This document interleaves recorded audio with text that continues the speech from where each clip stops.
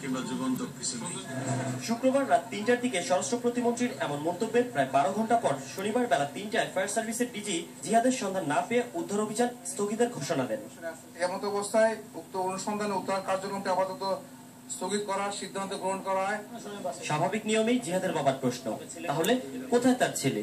আমার বাচ্চা কোথায় গেল?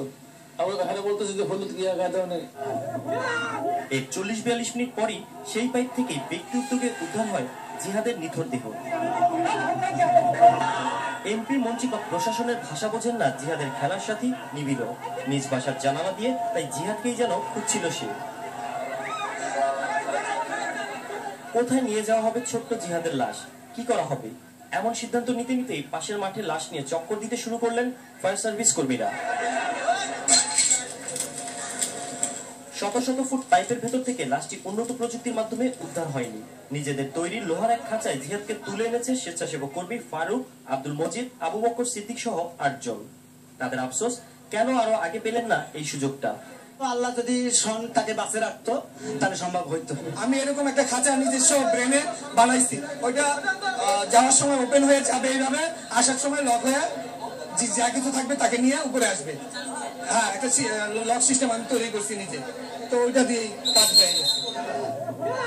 পাইপের ভেতর জিহাদ নেই, তাহলে কেমন করে পাওয়া গেল তার লাশ?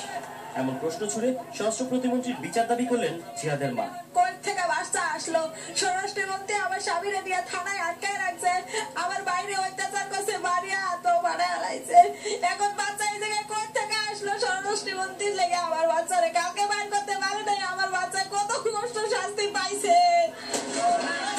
বিক্ষোভে ফেটে পড়ে শাহজাহানপুরবাসী, ভাঙচুর চালায় ওই এলাকার পাম্প কর্মীদের কয়েকটি ঘরে। লাশের বাবা থানায় কেন? আমরা ধর্ষ প্রতিমন্ত্রীর কাছে জানতে চাই। এটা তারা বন্ধ করে না, এটা বন্ধ না করে আমাদের সন্তান মারা গেল।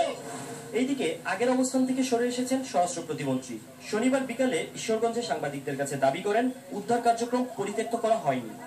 আমরা কিন্তু পরিত্যক্ত করিনি, আমরা বলছিলাম যে বিজিবি ফায়ার সার্ভিস এটা কন্টিনিউ করবে। তারা যে পর্যন্ত মনে করে যে এখন আর কিছু নেই সেই পর্যন্ত তারা কন্টিনিউ করবে।